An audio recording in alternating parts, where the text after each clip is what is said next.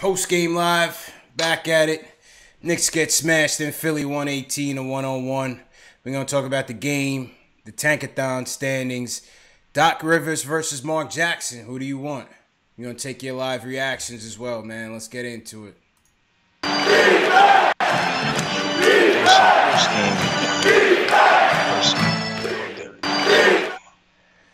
Post-game live. CP from Knicks Fan TV. My man Jay Ellis from the Nick of Time show.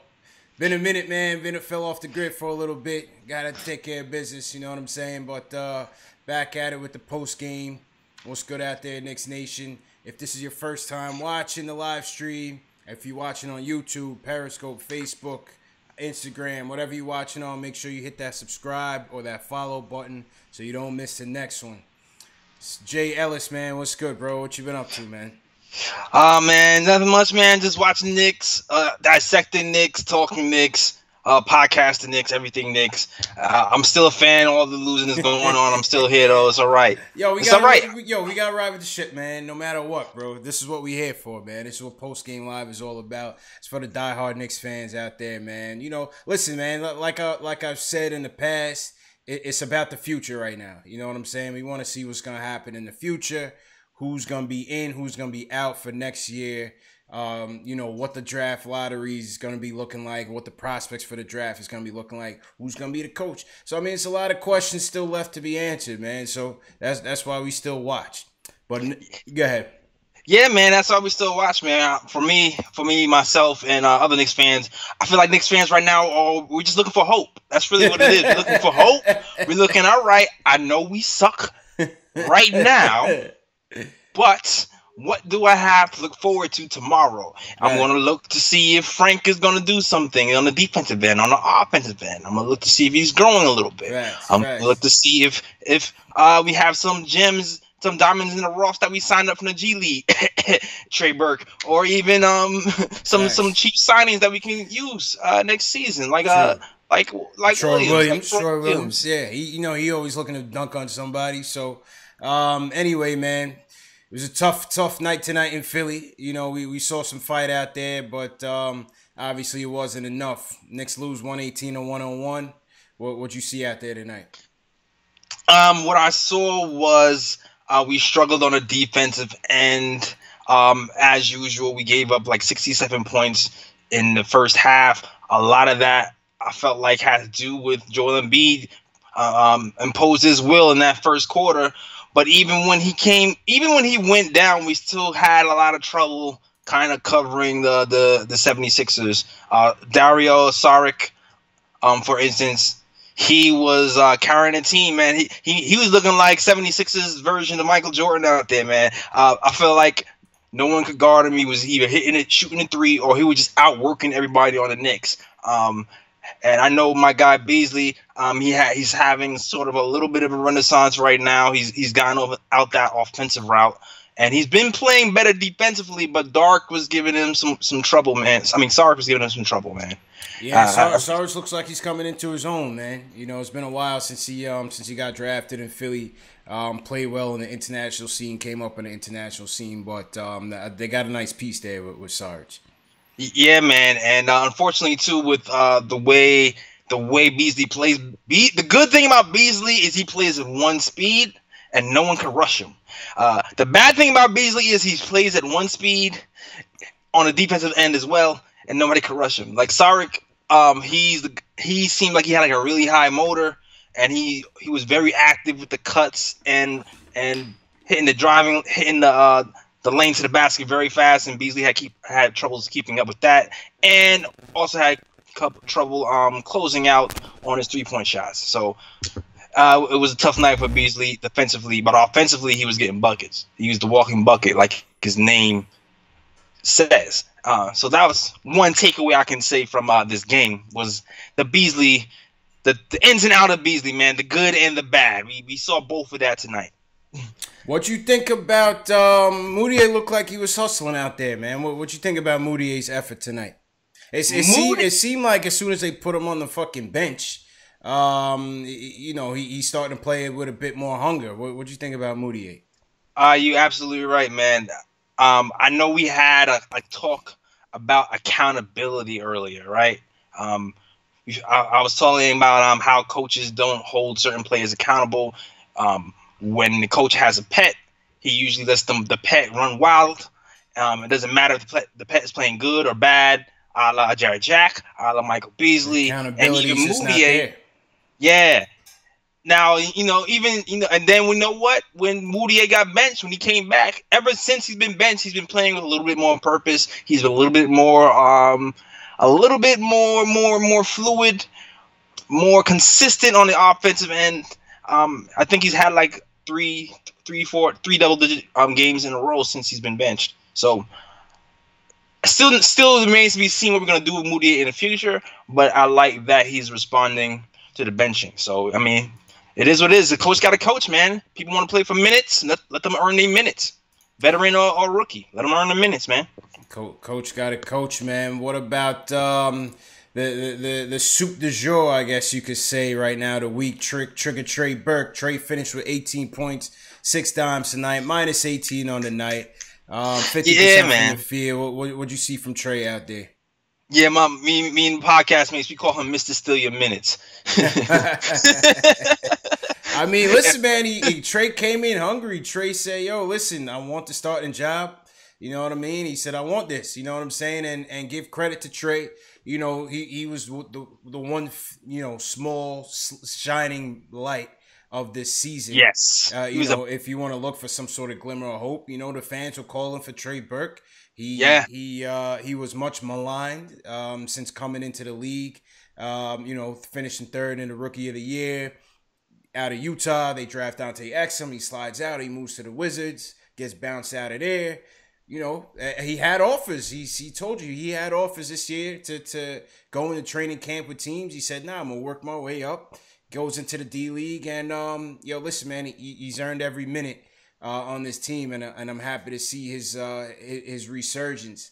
And but what you see out there from him tonight? Yeah, before I get into Burke, shout out to Daniel Watkins, who says Jeff's rotations are so aggy. I agree with you, man. Because listen, man, Trey Burke earned his minutes. He really did. It was very strategic of him to go to OKC, about to sign, and then just say, you know what, screw that. I'm gonna ride on the G League with the Knicks. That was a very gutsy move, and it paid off for him. But he's played consistent. I feel like Jeff messed up his minutes.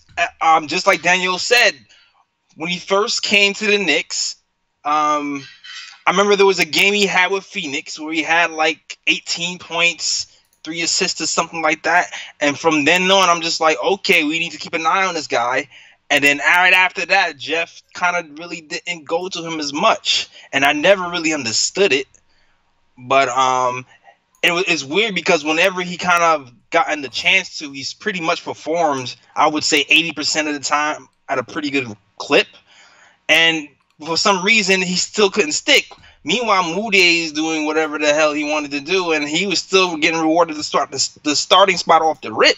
So I don't know what Jeff is thinking, but I'm just glad that he finally came to his senses. Yeah, the rotation's just been crazy all year, man, and that's just one of the things with this coach I just don't understand.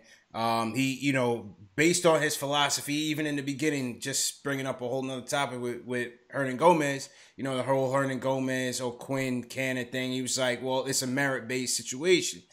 Trey Burke comes up, he earns his way up, and when he first came in, it was kind of like, well, Baker's going to get some minutes, and Jack is still going to get the bulk of the minutes, and kind of getting skipped over, and give credit to Trey. He's been patient, and when his number was called, he's delivered, man. No doubt about it. He definitely delivered. I still think that at the end of the day, we have a solid backup point guard in Trey Burke going forward.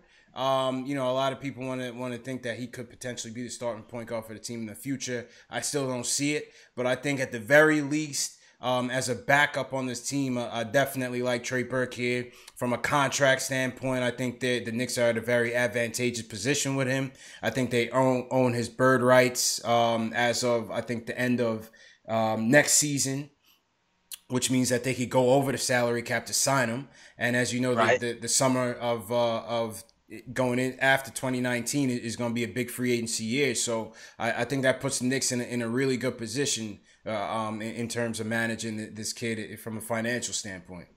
Yeah, man. Smooth move. Very smooth move by Scott Perry. Very savvy signing that man and having a team option for next Yeah, season. yeah, And shout out to Collins Johnson who says Burke is the perfect six man. yeah. I agree with I you. agree with that. As of now, though, I feel like he's the best point guard on the team. So even next season, he might be able. I think we should start him next season. I mean, I know my thing is I've always been saying this. I felt like if Burke was 6'5", Jeff would have started him because to me he gives the tenacity on the defensive end. He plays the pick and roll well. He can shoot. He can pass. The only problem really is sometimes he can't just check those taller point guards, but he gives the effort. And depending on who he's playing, he can pressure people into turnovers. You know what I'm saying? So, Facts. as now he is the best point guard we have. He's the best player on the team. It could be a situation where he is our Iverson or our Isaiah Thomas. Who knows? That But instant offense off the bench, man. I want him to own that role. But as you said, I wouldn't mind having him as a starting point guard next year. We have nothing to lose, you know what I'm saying? And if we have a coach in here, whether it's Hornacek or the coaches being bandied about or rumored about, you never know. One of these coaches might be that key to getting him to play at that 30, 40 a minute night.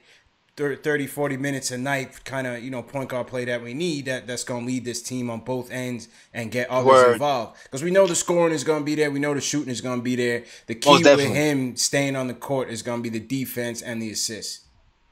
And you know what, too? Something else I want to talk about, I want to notice about this game, too, is if KP is back, that a Burke KP pick and roll is going to be a problem, man, because I noticed many times when Cornette was trying to play that KP role and he missed like 4, 5, 6, to me, in my mind, open 3-point shots in a row, and it pretty much hindered Burke's movement a lot because they at a certain point of the game, they were just doubling Burke and daring somebody else to make the shot because even as bad as we were shooting, Burke still was shooting 50% as a point guard. Not as a big man, as a point guard. If a guy of that stature can shoot 50% consistently as a point guard, that's a huge deal, man. That's a offensively gifted player, bro. Very, very offensively gifted. So it's gonna be. I'm looking forward to seeing a Porzingis Trey Burke dynamic duo next season, for sure. That's a fact, man. And shout out to the Unicorn, man. You are sorely missed out there, but they say the rehab is going well. He's getting back to speed, so we definitely missing Porzingis out there, man. But it's gonna be interesting to see what's gonna happen when he comes back. And you're absolutely right. The pick and roll. If we can get somebody, whether it's Burke, Frank, Moutier, whoever can get KP in that pick and roll and be an effective combo, it's gonna be a problem, man. It's definitely gonna be a problem. But somebody in the chat, my man Jersey Shore in the YouTube chat, shout out Jersey Shore 6, said, we need Frank to start from a defensive standpoint. Let's go to Frank's numbers tonight. He had only 3 points tonight. Let's pull up stats.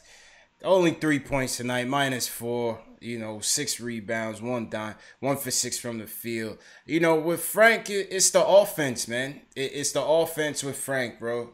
Like I said, it's still early. He's shown some flashes. I think the game, the last win that they had against the Hornets was the best offensive game we've seen from Frank so far.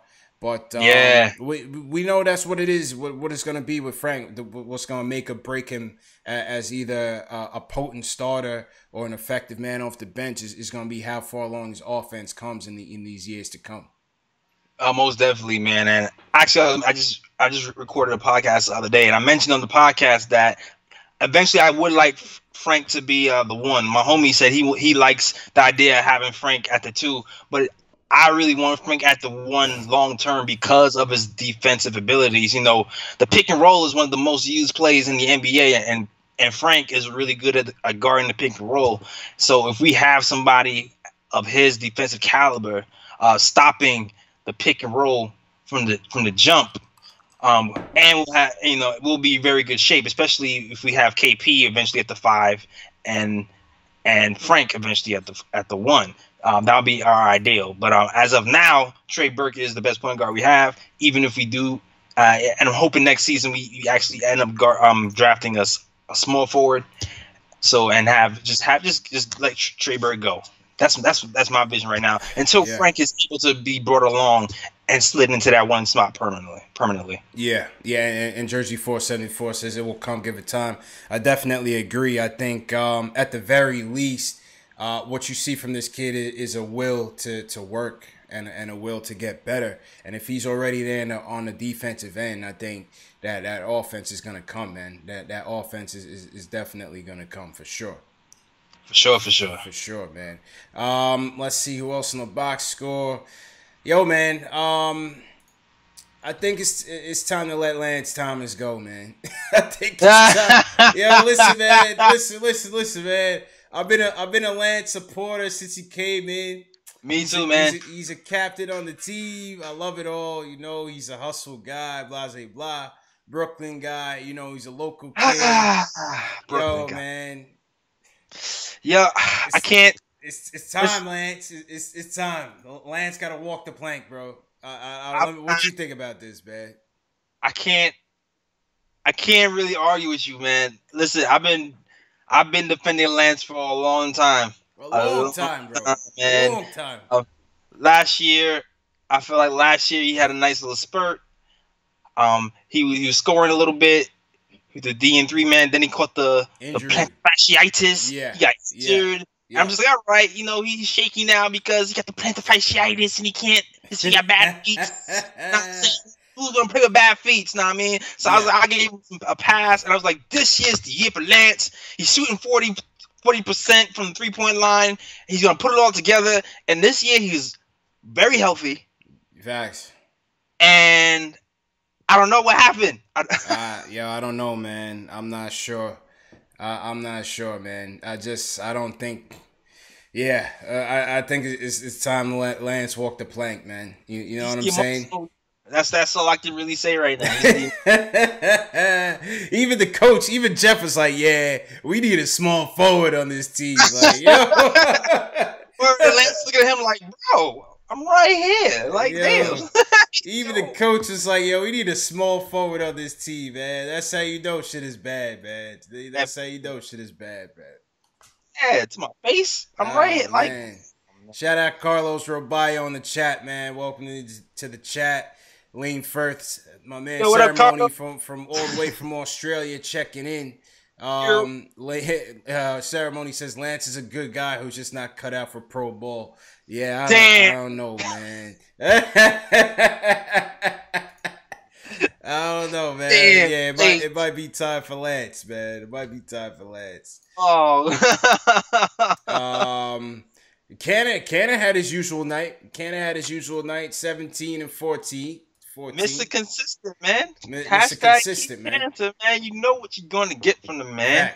Now, he's going to get the rebounds. He's going to get the points. That's what he does, man. That's what he does. So, he goes out. He hires the new agent.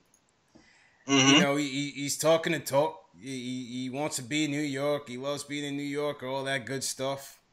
Let's see, man. Money talks, man. Let's see what happens. We'll see. I mean, at one point they were saying it's because he might want that paycheck. On the other point, they were saying that he has some kind of beef with Turkey, and it cost him some endorsements. So maybe he's trying to get a new agent so he gets some money in his pocket and get another endorsement somewhere else. So I don't know. It could be either or. I don't know. Let's wait and see. Yeah, that's all. Let's wait and see. Yeah. Carlos Robayo says I'm Knicks Capital on IG. Shout out Knicks Capital. Troy Fletch says the front court is so ass. Yeah, we need we need a lot of front court help out there, man. We definitely need a lot of front court help out there for sure. We got a call coming in. Give me a second. Yo, whoever's calling, call right back. I gotta set up the line. Give me a second. Second, but So I mean, you setting up the line right now? I guess we could talk. We setting up the line. We could open the line, man. We could open the line. All right, cool, cool, Might as cool. well get into it. Yeah, we definitely need that. We definitely need some front court help though. Like Yeah, we even my do. man Beasley, he was getting served today, man.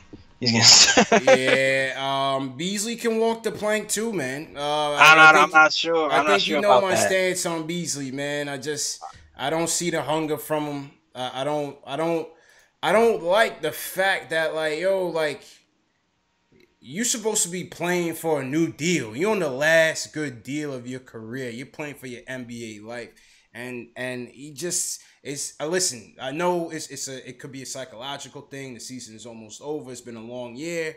You know, nagging injuries, this, that, and the third. But you gotta be a bit more hungry, man. You gotta be a bit more hungry. I mean, listen, he dropped 22 points tonight, typical Beasley game, but I don't know. I just don't see it, man. I just don't see the need to bring him back. I don't see it. For My what? guy MVBs, man. I thought we could bring him back on a situational basis, man. That guy that scoring punch off the bench. I don't know. In my eyes, I'm not sure if he's really meant for the long term 30-minute nights sometimes, man. Because to me, I feel like he gets winded. I don't know if it's you.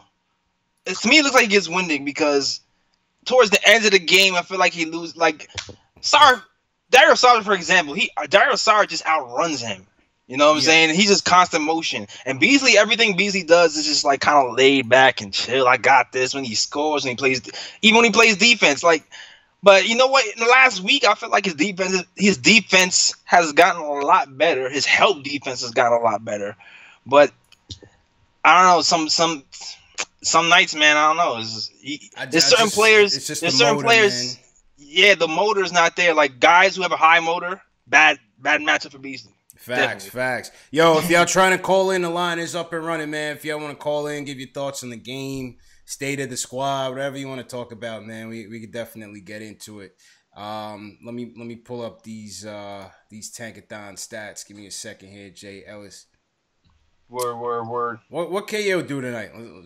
KO's been injured. KO's KO, having a okay. little injury. Yes, give injury problem. This is why you're seeing a lot more cancer and Cornet and poor Cornet, bro. Yeah.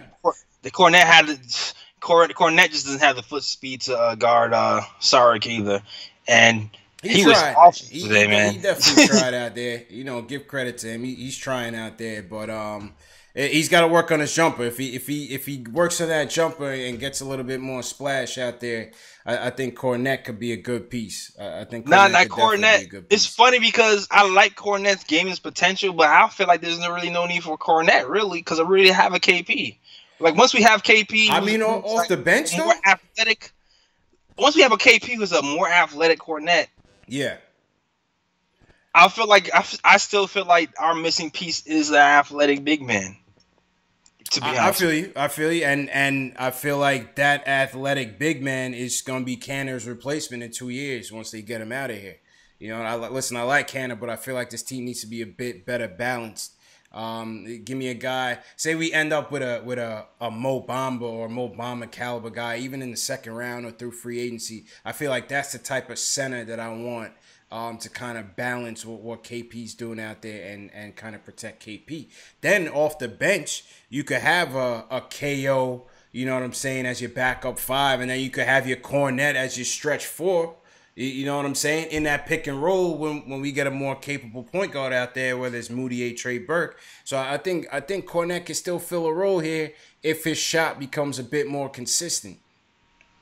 yeah, I feel you. I understand it. I mean, I don't know. I still kind of feel like when KP is here with Cantor, that duo kind of works off of each other's weaknesses. Even though I do like the idea of having somebody at next to KP who can kind of patrol with him and give KP a break. So I mean, I do see the benefit in that, but I also see the benefit in Cantor just erasing so many mistakes, being number 8 in the NBA in rebounds and being such an offensive rebounding force for our team. I mean, he's erased so many mistakes and kept us in so many games just by his rebounding alone. So I also value that. Yeah, no, yo, make no mistake, man. I certainly value it. But I just feel like in a guy like a Canner, it's just too one dimensional. I mean, it's the defense, man. The defense out there is just a liability. You know what I'm saying? It's just tough to have that out there, and he clogs the paint. Yes, I feel you. I mean, I understand he has the heart. To me, he has the heart to play defense, but sometimes his body just doesn't allow him to be as agile as he wants to be. Man, that's to me. He tries to rotate sometimes, and he gets there. Sometimes he gets there, and sometimes he gets a foul trying to rotate. He just doesn't have the long arms to change shots, and he's not very, very light on his feet. I mean, granted, Cantor's done a really good job losing a lot of weight last season, so he can be a lot more mobile on defense. He has done something this season. He wasn't as bad as he was in OKC. That's for damn sure. That's true. That's true, man. All right, so let's take a look at the Tankathon real quick. Right now, still sitting in the 9th spot, 2 games back on the Bulls. Man. Look like shit. Where we at right now? We are 9th, man. We're gonna be 9th today. We're gonna be 9th tomorrow. We're gonna be 9th 2 weeks. It looks like that's just what it is, man. Unless the ping pong balls fall a certain way, we can certainly expect to be around that slot. Which, you know what, the way this draft is shaping up, I still have confidence that we're gonna end up with a good player, man. So, we hope to finish a little bit better, but we'll see what happens. Yeah, man. This one's gonna be hard to mess up, man. That's pretty much. It's gonna be hard to mess up. Man, this is the Knicks we talking about, man. The talent, the depth, and the talent level this season on the draft is crazy. Like Miles, I'm gonna have my eye on Miles. And Miles doesn't seem like he's gonna be in the top 10. Yeah, he might not be. He might not be, man. Ceremony said, "Bring back the cold iced envelope." Yo, Adam Silver, if you're listening right now, man. Listen, man, you're a Knicks fan. You're a native New Yorker, man. If there was one year to freeze them envelopes for the Knicks, man, we need it, man. The Renaissance need to come back, man.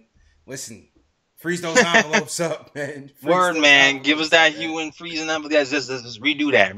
Oh, let history repeat itself, man. For sure. Let's hit the sim lottery just for shits and see what happens. For real. So all you Knicks fans who mad about, we shouldn't be winning right now. If you look at that Tankathon list, it really don't matter. Yeah, we're not going to 10th. Man. We're not going to 10th. It don't matter. It don't matter. So right now, Tankathon has us sitting at 9 with Mikal Bridges at 9. I mean, hey, I can't hate on it, man. I can't hate on it. They got Trae Young going up to 7 to Cleveland. That's an interesting one. That's crazy. Miles Bridges at 10. Yo, it's funny. I've seen so many draft boards this season, man, and they're all over the place. I've seen Trae at 7. I've seen Trae at 12. Yeah. I've seen Mikal at 9. I've seen Mikal 7. I don't know what. This is gonna be interesting to see what actually is gonna happen, man. Because facts. Tankathon is all over the place. I feel like it's. I feel like, man, it's just that this year is so tight with the drafts. You don't know who's gonna end up where. Everybody's board is all over the place. Yeah, man. So, all right, man. It's just another news of the week. Obviously, the coaching situation is very interesting right now. The Post is coming out with news saying that obviously Hornacek could be on the hot seat. It could come down to Mark Jackson, who obviously this team has been linked to for quite some time.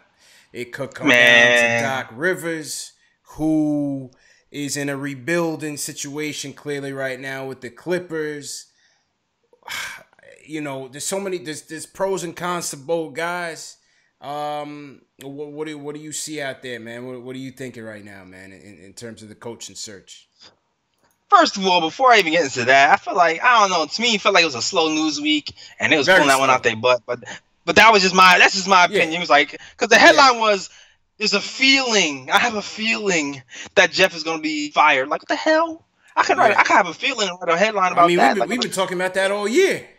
Exactly. It was like breaking news. Like, this is not new. Okay, whatever. Right. That's besides the point. But anyway, let me get off that. So, Mark Jackson versus Doc Rivers, right? So, I'll start with Doc Rivers. Doc Rivers has a championship under his belt, and you can't take that away from him. So when people think Doc, is like, all right, he was good enough to bring the Celtics a championship. So, you know what? He has that pedigree. We could bring him to the Knicks. Right. But then there's also like a little dark cloud under that Doc Rivers thing. You know, So if you go look at the back. So go Clippers, into that. What you think? What do you think that is? In terms of that dark cloud over Doc Rivers, what do you think about that? well, for one, there's two things really. Like for one, people are saying that you know what he just got the team. He had Kevin Garnett. He Okay. had Ray Allen. He had Paul Pierce. He had the perfect situation where he really didn't have to teach much Mm-hmm. because one, he had Kevin Garnett, Mm-hmm. and two, let's not forget, Tom Thibodeau was the assistant coach of Okay. the Celtics, and people felt like Tom Thibodeau was doing a lot of the work over there, and Tom Thibodeau was running practices, and Tom Yeah. Thibodeau was the one who He was was a like defensive teaching the mastermind of defense. that team. He was a defensive mastermind of Exactly. that team. No doubt about it. For sure. And then when Tom Thibodeau went to the Bulls, you see what happened with the Bulls. So it's like how much of Doc Rivers' success with the Celtics is on Doc Rivers, and how much is Tom Thibodeau. And Yeah. Yeah. All right. I'm gonna counter that just to play devil's advocate, right? If you take a look at Doc Rivers, right? He won that chip with the Celtics. Okay. Look at the last. He's been with the Clippers now for four seasons, right? He's in his fifth season with the Clippers. They made the playoffs every year in the West. Okay, right, with a team that never had outside of CP3. Forget Blake Griffin and DeAndre Jordan because I think that combo is way overrated than anybody else makes it to be. Outside of the dunks and the glitz and glamour and all that Lob City shit. really, you think it's overrated? Shit was You feel like with overrated. those two, they couldn't get it. They couldn't get that ticket. That's They needed what separated the Clippers from the rest. They never had that stud on the wing, man. This is why the Clippers never got over the hump. Is because at late in games, if you notice, late in games, CP3 had to do everything. CP3 had to do everything. He had to get the players involved. He had to play defense. He had to do Lob City, and he had to be the closer. You know what I'm saying? At times going through injury history. So I think you got to give credit where credit is due. They made the playoffs in the West 4 straight years in a row. And I don't even think that team was just overly talented. They had they had depth. You know what I'm saying? They had JC. They had Crawford. They had Redick at the time. They had Blake. They had DeAndre, but whatever. You know what I'm saying? a lot. That's a lot to have. But those, I think that's the knowledge. but those are not game-changing plays. Like Blake Griffin to me is not a game changer. CP3 is a game changer. DeAndre Jordan to me is not a game changer. You know what I'm saying? To be able to compete with San Antonio, who was a powerhouse at that time, and Golden State, who became that powerhouse at the time. They just didn't have enough firepower to compete with those teams. There was one of those years, and I think me and you had covered it. There was one of those years, I want to say it was 2014 and 2015. Hold on, let me see. You talking about the Houston? You talking about when they blew the 3-1 lead to the Houston there Rockets? You go. There you and go. That's the big zit on his record right there. That was the year right there. That was the year, man. That was the year right there for that team. So, I mean, listen. In fairness to Doc, I'm not saying he's perfect. I think he's had some, some good years in the league. Obviously, I think he win Coach of the Year with Orlando. I think that was way back when he won the chip. No, listen, the resume is there. The resume is there, and extra added positive to bringing Doc is you could possibly bring back Mike Woodson, a Knicks fan favorite. You know what I'm saying? I get. That's but are we really going to give up a draft pick to get Doc though? No, but that's what we say. No. So listen, I was just playing devil's advocate and making a case. Okay. I'm just making a case. I'm not paying. All right. I'm not paying for him to come in. Don't get me wrong. I'm not paying for him to come in.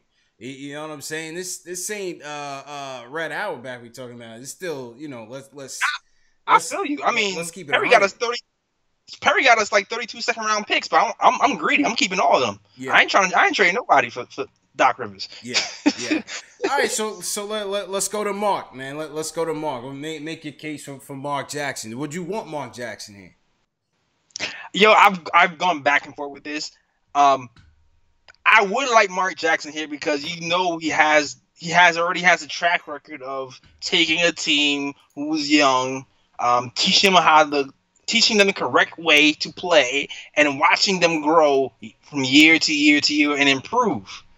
So I mean, he's done that with Golden State. He's taught them defensive principles. He's taken a guy like Steph Curry, and turned them to at least a decent team defender, and taking a team in Golden State who was a bad defensive team and made them a good defensive team. So you're looking at those credentials and you say you can really do that with the Knicks, and he has New York pedigree. And he's a New York point guard. I mean, Doc is a New York point guard as well. But Mark Jackson is a New York point guard for real, that is more adored and loved because of his flashy play and the New York grit. And you take all these factors into account and you say, you know what? He might be very good for the Knicks. So, I mean, that's the obvious.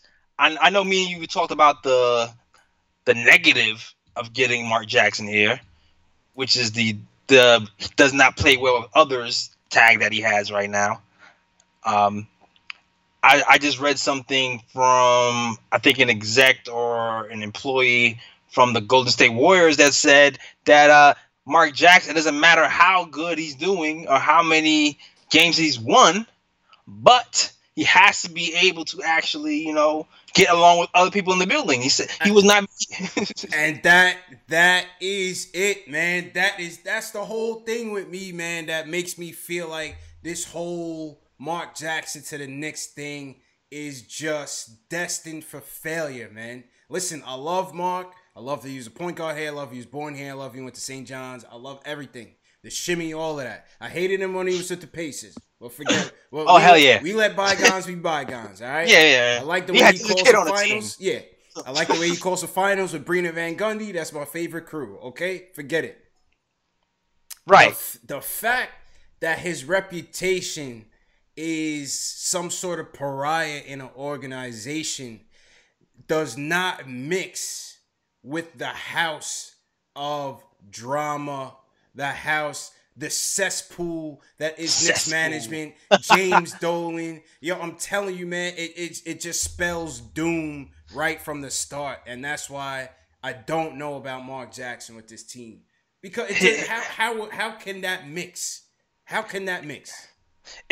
I mean, to me, it's all of the Perry, because Perry came in here from the jump talking about the culture, man. We're going to change the culture. We're going to start from the bottom, and we're going to go to the top, and we're going to ask every man what is wrong and how can we fix it and how can we make it better. So Perry is all about the culture. So, if he's considering Mark Jackson, he's really, really thinking hard about it and really, really thinking how he's really going to do his due diligence. That's for damn sure. Yeah. I already know that. Yeah. And you know what?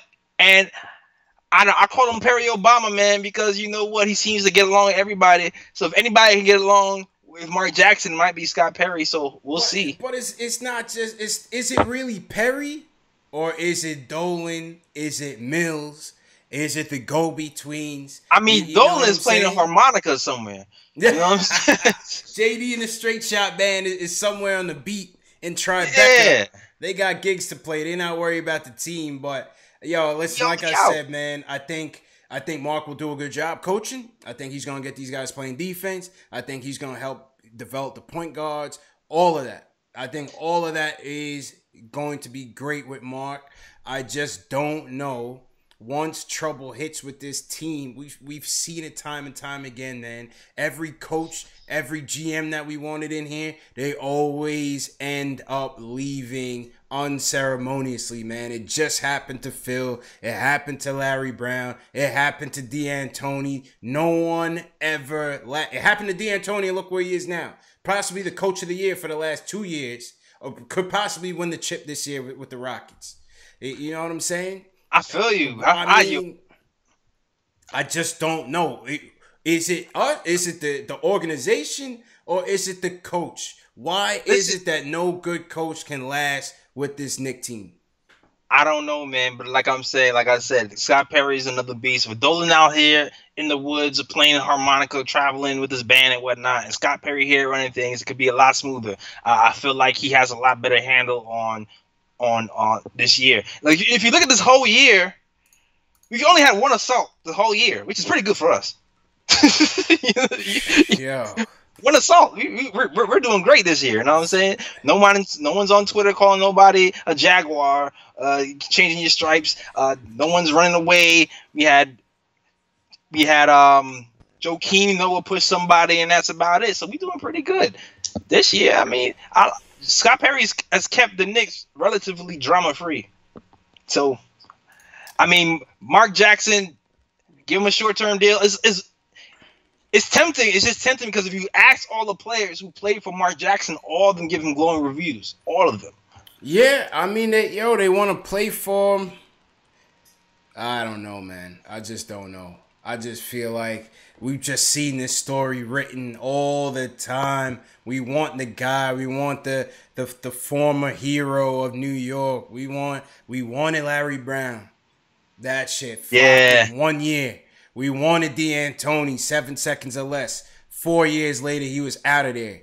You know what I'm saying? We wanted Phil here to turn over the team and revamp the organization. He did 3 years, 2.5 years? Yeah, man. It's funny because I joke with a podcast mates. I be like, yo, 2 to 3 years, I'm gonna be pissed at Mark, right? You know that, right? Because everybody's on him 2 to 3 years. That's what I'm saying. And once we start losing, it's the coach. Yep. Yo, it comes hand in hand with the players, man. It comes hand in hand. The organization, Perry, Mills, they need to do a good job of getting him pieces, or the coach, whoever the coach is. They need to do a good job of getting him the pieces, man. Here it is, 2011, 2012, they was 23 and 43. That's the Warriors. Winning percentage, 35%. 2013-14, they went over 500, 12 games over 500, winning percentage of 57%. 2014-2015, 20 games over 500, 62%. And that was the time when they had Clay and Draymond in there. I mean, listen, it takes time. You know what I'm saying? Definitely does. And it takes players to go hand in hand with a good coaching staff. And if we go out and we go draft, Joe Schmo, who sucks at the number 8 pick, and you put it in front of this coach, you know what I'm saying? And then you got KP, who's pissed off. He's not happy with management. This is how the shit goes south, and we start losing. There's no way this draft is too stacked to go bad. First of all, there's no way. There's no way. Listen, man. Wherever it is, yes way, no way, we have to hit. Between this year and next year, we got to get it right. We got to get it right. That's just it, man. We got to get it right. Combined with some good management, some get lucky in free agency. We got to hit these 2 drafts right. We got to hit it. I'm good. I mean, I ain't worried about it, man. Listen, man. I still have Fizdale as my dark horse pick too. I know he's not in the news. I know he's not the sexy pick, but you know what? He also has a good rapport of players. He's done a really good job up there in Grizzly Land. He's taken a team who's supposed to be underachieving, and they've overachieved over there as well. So I have that as my pick as well. I've heard a bunch of good stories about Fizdale. Yeah. Well, you know what? I mean, say what you will about Fizdale. I think one thing is that he has the players playing hard, man. Fizdale, whoever they have, they always play hard, they always play tough, and they always play defense. So that's one thing that you guaranteed with a Fizdale coach team, and same thing with that Miami team. I mean, for sure, they had some of the best players in the game, no doubt about it. But they play defense, even the more unsung players. They play defense. If LeBron is bigging you up, then you know you're a good coach, because LeBron just made Coach Lou quit. Yeah, facts. LeBron sent Coach Lou to the hospital. Man. Like, yo, you see how LeBron be giving it to his coaches, man. He having them crying, man. Coach Lou didn't even want to look LeBron in the eyes when he was getting in an argument, bro. LeBron was ruthless, he was looking away. They interviewed LeBron. He was like, hey, yeah, well, coaches just got to rest up and take care of his health. That's number one thing. Like, nigga, LeBron, you the one that got this guy with bad heart problems, man. That's you. Man. That is you. Oh, man, straight up, man. Doc is the coach GM. LeBron is the player coach. That's for damn sure. Facts. Yo, anybody out there, Twitter, YouTube, Facebook, if y'all want to call up, man, get your reactions on the team. The number's down below. Hit us up. The lines is open. Talk anything Knicks, whatever it is, man. Definitely whatever it is, man. So, boy. So who you liking in this March Madness, man? We got Who we got? We got Nova versus Kansas, right?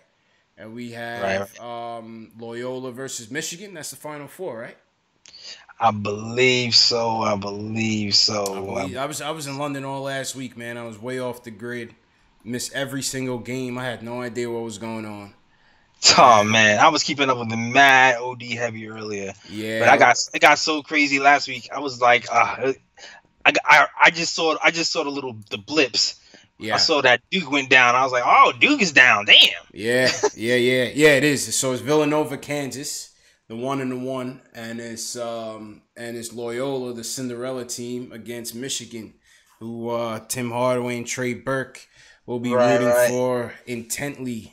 But then I heard there was some Twitter beef between Jalen Rose's 100-year-old grandma and the nun or the sister, whoever that's Loyola Chicago. And been going back and Word. forth. Yeah, so what that's what is happening? Yo, Jalen Rose is got beef in his blood for real, man. That's yeah, man. I don't know, man. I don't know, but yeah, what should be a good game, man. I'm a Big East guy, so I'm gonna go for I'm gonna say Nova. Villanova. Yeah, I guess. Yeah, I'm gonna rock with Nova, and yeah, man. That's the word, man. So I just want to what's scout them more. That's really what it is. yeah, I want to facts. scout them more, so I'm gonna say Villanova just because I want to scout them more. But then that's also fearful for me because the better Villanova plays, the more my guy's out of range. Yeah, that's what I said. That's what I said. it's, That's it's what I like I said, don't know. man. But then who knows? I mean, Macau could be out of range, and who knows? Michael Porter Uh, Jr. might fall down. Who knows? If some flip facts. flops like that. Oh, I'm a flop, man. I messed up the call so bad. I had my the phone on silent, bro. Yo. Oh, Yo, technical difficulties on the call. Yo, the line is open right now, man. My fault. I apologize for all of that, man. I had my joint on silent. Technical difficulties, that's my fault. If you out there still, if you still want to call, you can call up right now. The line is wide open, man. My fault, man. That was definitely my fault. The shit is open right now, though, man. Oh man, we don't miss like 8 calls, right? Damn, bro, call me now. Like, Yeah, like Miss Cleo, man, call us up, man. We here, man. we Oh here, my god, we here. wow. Team no sleep, team no I'm sleep. sitting here like, what's up with this, man? This shit was on silent the whole damn time. Oh my god, yo. Oh Yeah, yeah, man, oh Jesus, I definitely fucked that up. All right, it's all good. it's all good, man. It's What all have good. Villanova? Where do you have Sexton though, yo? So, Tankathon. Yeah, what does Tankathon have Sexton right now, man? It looked like top 20. It looks like top That 20. that's the one that's messing with my head because I seen Sexton be like 6'7", and then I seen him out the top 10. I'm like, what's happening right now? Yeah. Let's see. Sexton gonna be Tankathon. going like 11, 12. That's what's happening. That's gonna be the next Donovan Mitchell right there. Shit, it could. Yeah, never know. Yeah, they got Colin Sexton 15 going to the That's Phoenix crazy. Suns, who have 3 first-round picks in the top 20. Good for That's them. crazy. 15? Good for them. Yeah, 15. Is 14 That's people why better than I Sexton had out said. there? Yeah, I had said top 20. So, yeah, 15. You can't mess this up, man. These are Sexton at 15. That's crazy. Facts. Factuals, man. Um, yeah, this shit crazy. Wow. Yeah, Sexton top 15. So Sexton versus Trey Young, you still going Trey? I mean, right now I'm going Trey Burke. You know what I'm saying? I'm going Trey Burke. I don't think it's necessary to log jam the point guard position right now, and small forward is really the bigger need. I don't think, as much as they want to hype Trey Young as the next Steph Curry, I'll take the chance that he won't be, and I'll go with a more steadier hand on the wing that can play defense and that can create some havoc out there on the defensive end with his length and athleticism. I think what we're seeing out there, with our captains. I think Courtney Lee's done his days. I think his days are numbered here, and I think Lance has definitely got to go. So that leaves the cupboard bare at small forward completely, much more than point guard. Yeah, we still do need a point guard to emerge, but I'd rather take my chance in trying to groom one of these three guys that we have right now in what's going to be a lost year next year anyway. I mean, let's face it, we're going back in the lottery next summer anyway. So, I mean, it really don't matter. You know what I mean? This team is going to be worse next year anyway. So, I say go small forward. Yeah. Yeah, I mean, it depends on if KP's trainer can have him back before. Yeah. So did you read that, Joel? Yeah, KP said his trainer said he's gonna have him back before the season starts. That's crazy. So he says, man. So he says. Yo, what's up with this? I got another call coming in right now. I'm about to call her right now. Let's see what's up. See how this works. Okay, all right, cool. But you know what? To have a dark horse pick too. Oh wait, call's coming through. Oh shit, hung up. I'm busy. Yeah, I don't know what. I'm not sure what's going on with the calls, people. Hold on, man. Let me try to troubleshoot this thing. All right, cool. People out there listening to post game live land, what's going on? So I know a lot of people were saying, you know what, let's get a small forward. I have a dark horse pick as well. Wait a minute. Yo.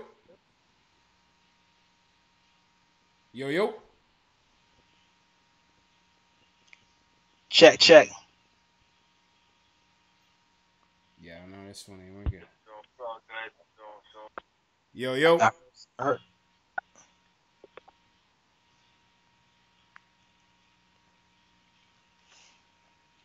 All right, that one's gone. Let's go back to the next one. We about to call you. We about to call you. Hold up. Let's see. Oh, so we call. we about to start making the calls. We're start making calls. We flipping it, reversing it. Let's see. I mean, you might get to that point one day when we calling people. That'd be kind of dope, actually. Thanks. You can call Mark Jackson ourselves to see what you want. Yeah. Yo. Hello? Yo, I got a question from. Yeah, I don't know what's up with this. Jersey Shore 74 says, "Do we win 30 games next season?" I'm gonna say no. Yeesh. I'm gonna say no. I mean, where we at right now? We are.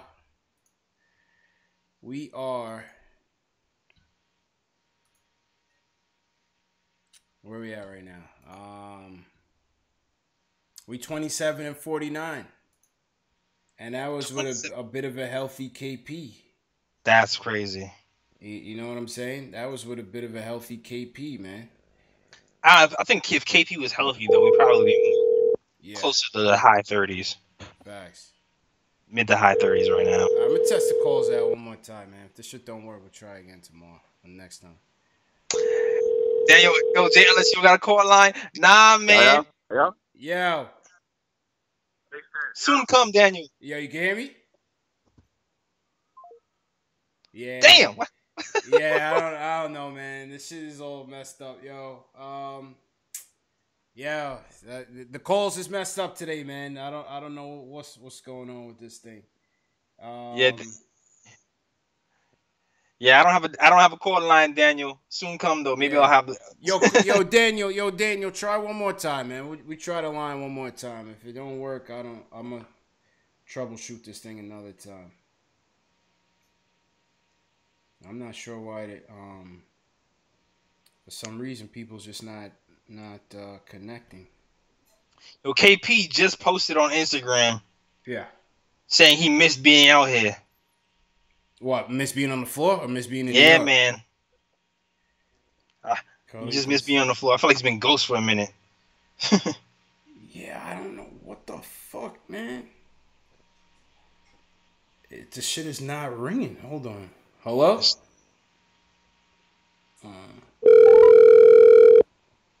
Call has been forwarded to an automated. You got sent the voicemail. Yeah, this shit, I don't know, man. This shit ain't. Hold on. This shit is just not connecting. All right, we're going to try. So KP said what now? KP said he missed being on the floor? Yeah, man. He said he missed being out there. Yeah. He's all smiling in his picture, all gleeful. KP working, man. Yeah, get back, KP. But yeah, I'm with Knicks Fan TV with the 30 games. I mean, I might have chose something different if KP was actually healthy. You know what I'm saying? Is able to work on his game in the offseason, get bigger, better. And, work on being that number one option because, this season was his first season being that number one option. Yeah, true indeed. He was trying to get used to, he was trying to like learn that position. So now he's going to kind of have to relearn how to do that again. So I definitely think around 30 is going to be the mark for us next season. True indeed. Yo, I don't know what these calls. I'm getting the missed calls on the phone, right? But I'm gonna try this one more time. This shit going to voicemail. Unless they I don't know. Unless the lines just got jammed up. Let me restart the phone one more time and see what's up, man. Let's see what's up. Yeah, so KP Doctor is claiming that he'll be back start of the season. I doubt it. Yeah, man. I'm not even sure about that either. I mean, I was looking into KP's doctor. That's an interesting guy. That's for damn sure. Because first of all, he's talking about he's hyped that he could bulk KP up.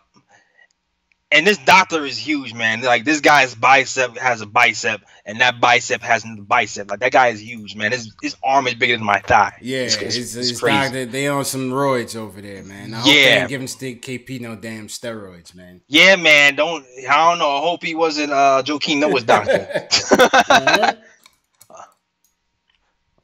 Yo, for real, man. Otherwise, you'd be saying check his piss. For real. So Daniel says, to be honest, in the beginning, if Jeff didn't mess up the rotations when KP was playing, we would have been 10 games over 500. Yeah, there was a couple games you could have definitely pinned on the coach's bonehead rotations. Yeah. That's for damn sure. You could have definitely done that. For sure. But yo, it is what it is, I remember January, February in particular, there was a few games that he had some questionable calls. Like the Bucks game where he took Lance Thomas off of Giannis. Oh. Yeah, I hear that. Hold on. I think we might have something going here with the calls. Hold up. Wait a minute. Cello? Oh shit. Yep. All right, try again. Try again with the lines, man. Try again one more time with the lines, man. If it don't work, I gotta try this offline, man, and work it. Oh, here we go. Oh, here we go. Yeah. Lines is up and running. Let's go. My friend dance. Hello. Yo, guys, I've been trying to get you guys all evening. Yo, hey, man. Yo, who this, man? Who this? This is Cody. Missed you guys last week. So much to talk about. Cody, what's good, man? Yo, my fault with the phones, man. My phone been all messed up. No problem. Because as soon as you said that, I was like, that's why I'm not coming through. We missed like 10 missed calls, man. So yeah, now we good to go. I just had to restart my phone. No. Give him some heat. Give CP some heat. You messed up the show. Give him some heat, bro.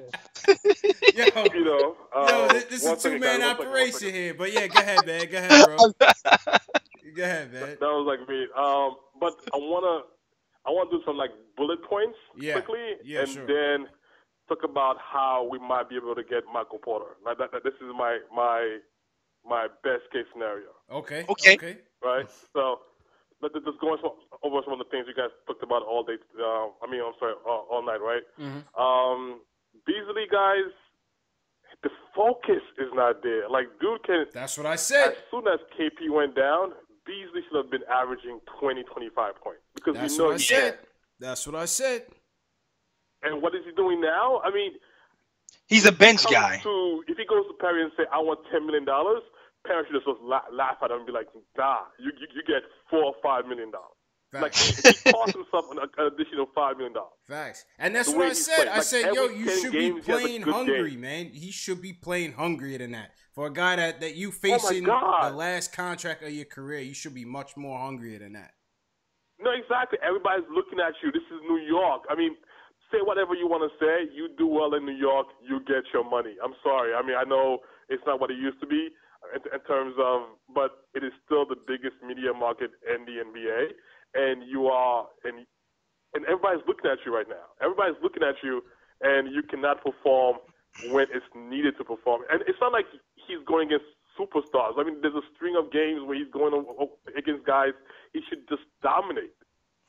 Facts. All right, what's the next point? Second point I want to make, guys, is I think next year we have to have for us to even have a fighting chance, because that draft, the 2019 draft, I mean, I think I saw on NBADraft.net, it's not looking strong. I think next year's draft is a pretty weak draft. I think maybe like from 1 to 5, and then everything else is just whatever. It means to me like Tim Hardaway and Trey Burke, they have to average 20-plus points. Like you have to have like a guard-oriented offense for us to even have a fighting chance. Mm-hmm. And then if Beasley's still on the team, maybe they average 10, 15 points. But you need to have Trey Burke and Hardaway just on their game. What you think about that?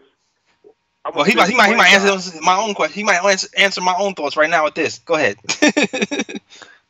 My own question is, what happened to Frank? Because for me, Frank is like my guy. I think he's a long-term. You make a long-term investment on Frank. But if those guys to average 20 points per game, and we know, and like they can, they're gonna need to average 30, 35 minutes per game.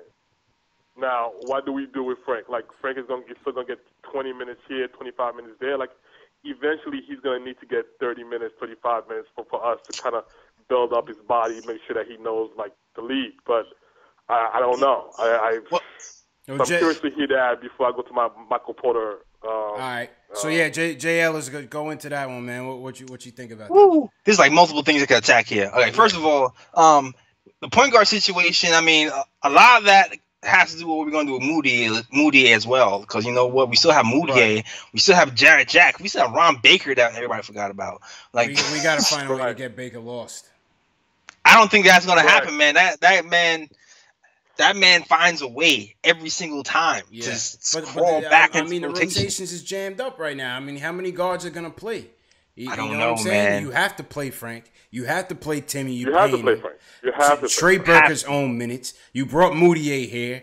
I mean, somebody got to fall out. I'm with you. I'm with you. I'm with y'all. I'm just saying that guy's like a cockroach, man. Like, don't get me wrong. I like Baker, man. I mean, Hornacek loved that dude for. Yes. And remember, guys, Baker used to average 20-plus points in college. Now, I know it's college, but I haven't seen him come close to 20 points in like a year and a half. I don't understand it. Yeah, I was looking for Baker to kind of be that spot-up 3 guy. And I still think on a better team, he could probably help a better team if you put some better pieces around him.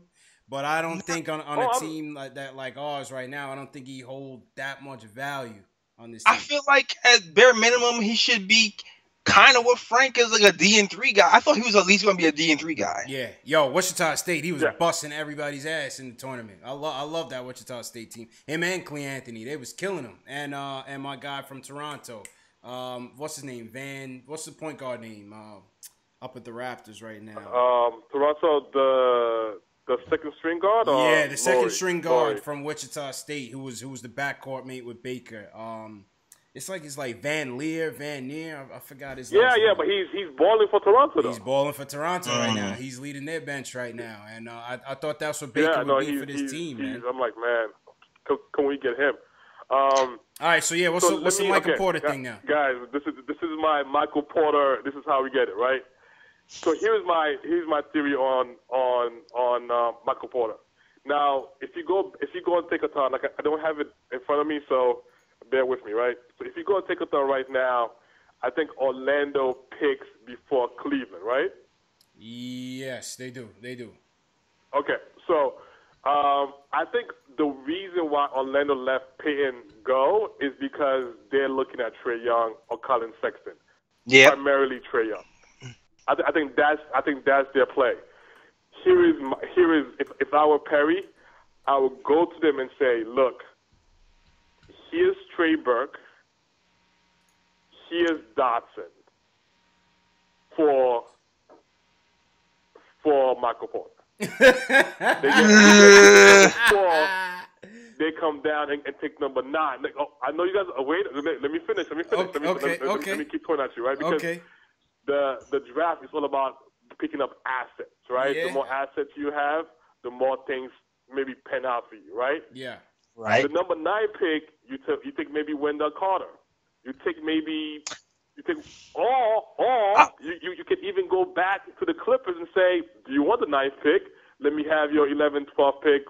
However you want to make the math work, you make it work. But if you can, because right now I think they have only 2 picks. They have their first round pick. They have their second round pick.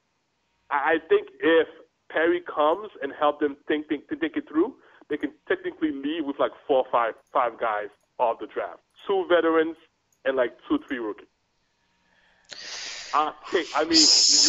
You have Trey Burke going into his prime years. Like, he'll give you a good 5, 6 years.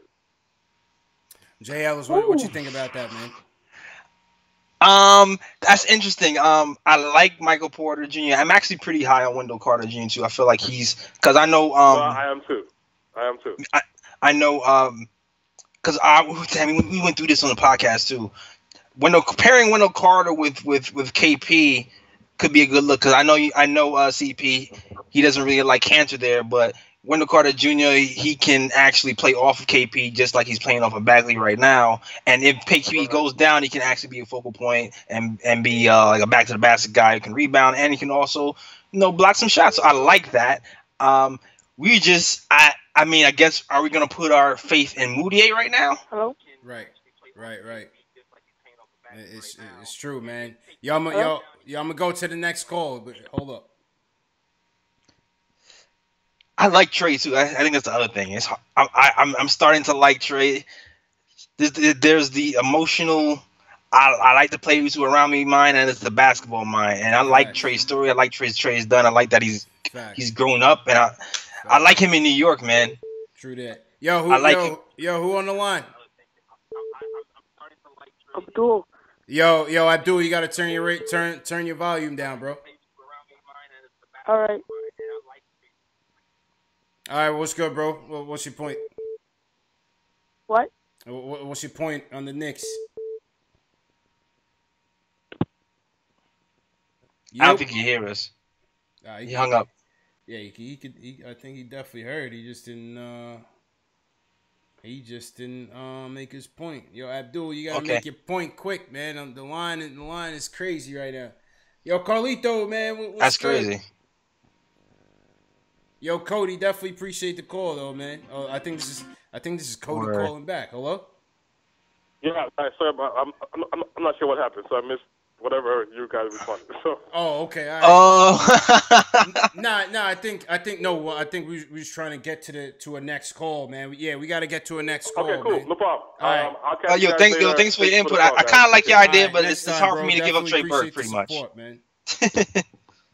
Yo. Yo, what's up? Yo, what's good? Who this? It's Carlito.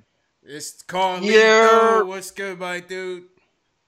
What's going on? Well, I finally got the phone lines fixed up, man. Yo, that was a bonehead play on my part, man. My fault. It's all good, bro. It's all good. Listen, yo, if we don't get who we want, I'm sorry, man, but I'm 100% sold on Trae Young.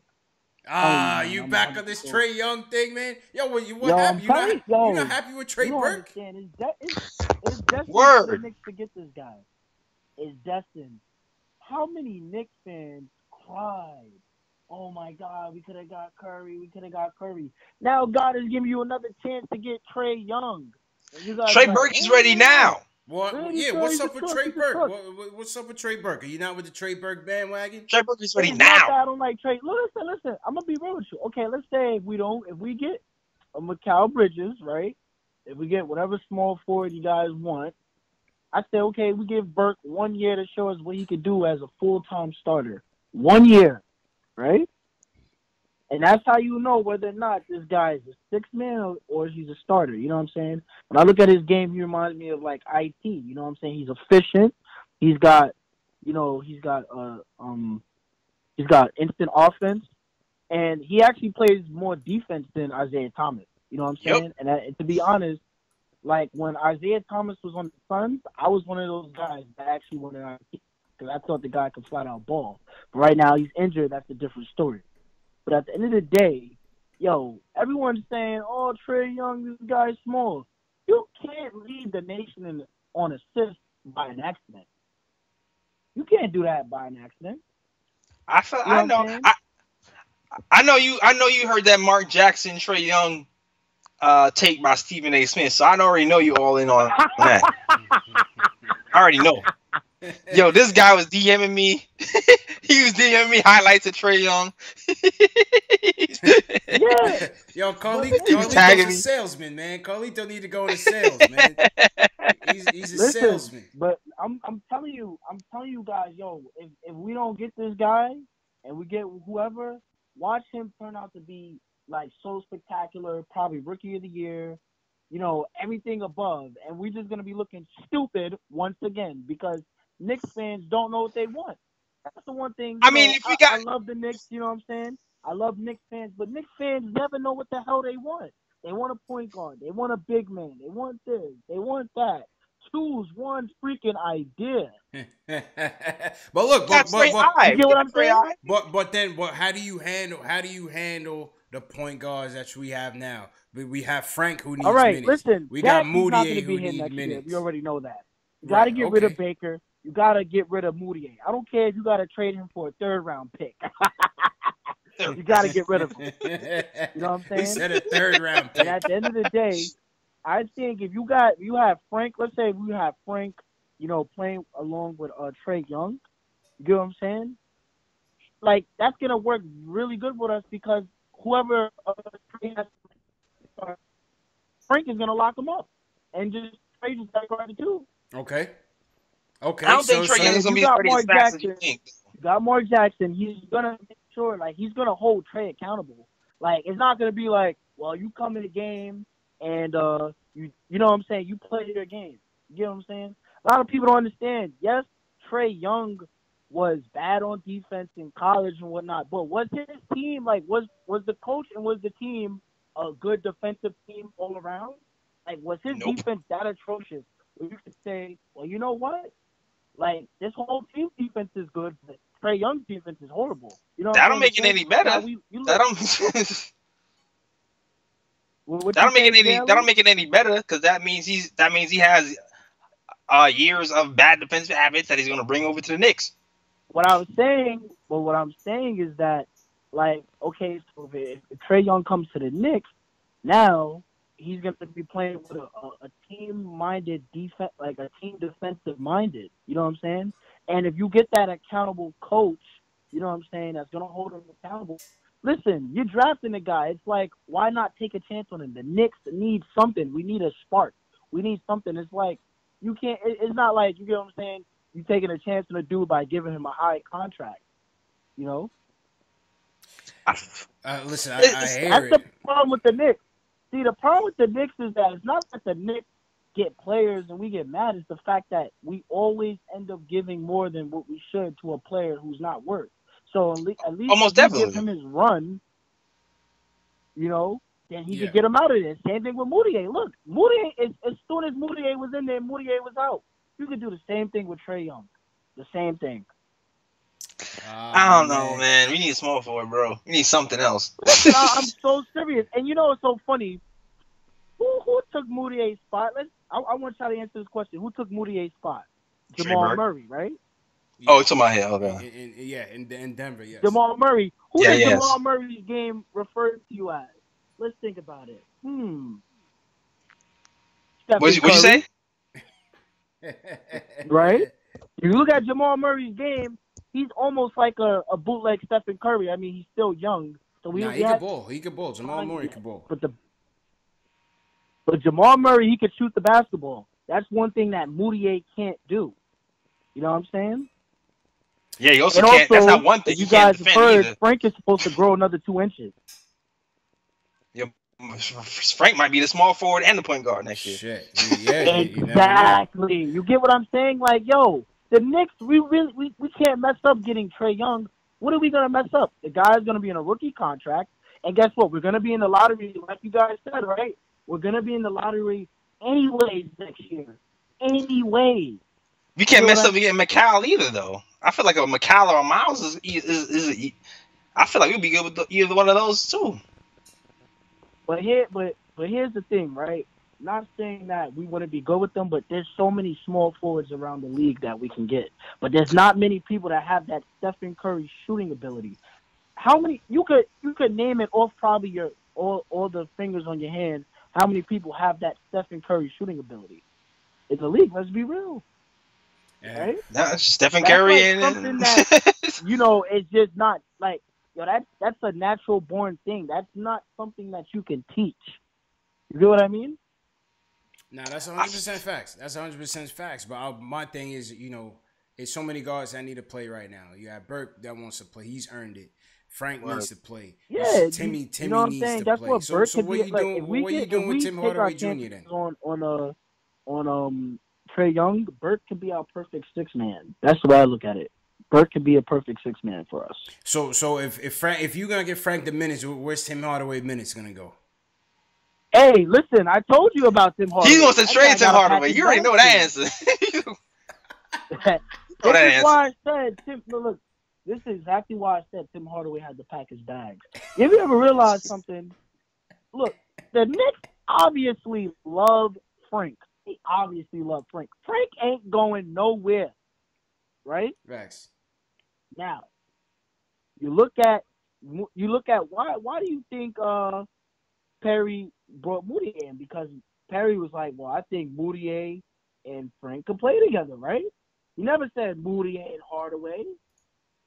No, I don't think Hardaway is really gonna be a big future of this team. Like, he's one of those guys where it's just like, yo, I feel like he's gonna get traded or removed or something.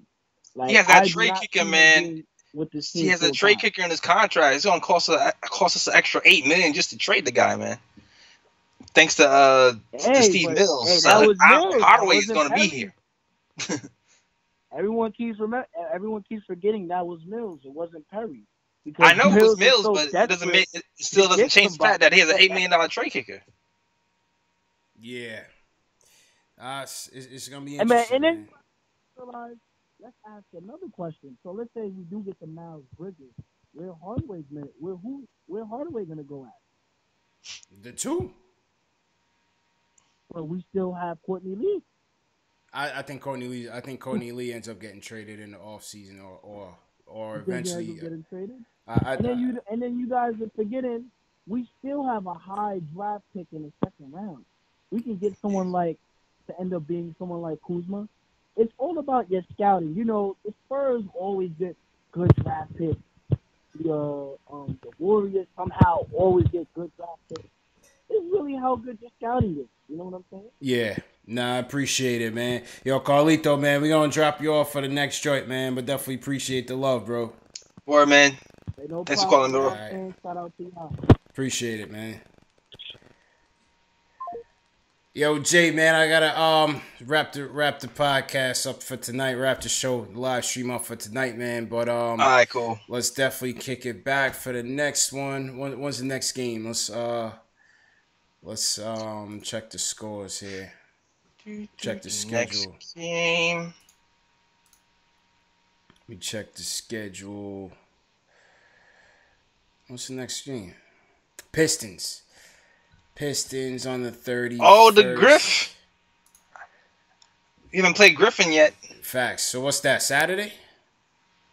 That is Saturday against the Pistons. Hold on, that's Sunday. That's a Sunday game. Hopefully it's not late.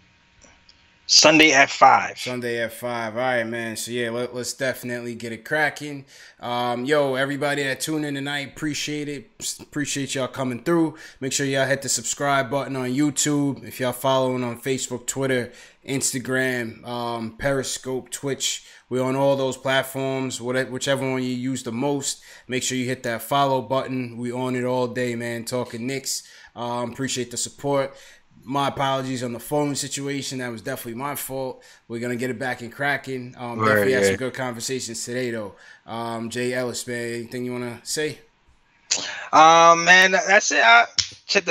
Just wrapped up a podcast. Check the last podcast out. The last two are really good. We talked all about March Madness. It's called Nick Madness, so check that out if you want to. And check my YouTube, my Instagram, and my Facebook, and my Twitter. Yeah, man. Yo, Post Game Live. Make sure y'all hit that subscribe button. Hit us up on Facebook, Instagram, Twitter, YouTube, Twitch, everything, man. Let's go Knicks, man. Y'all take it easy. See y'all on Sunday. Nick of Time Show. Knicks Fan TV. Peace.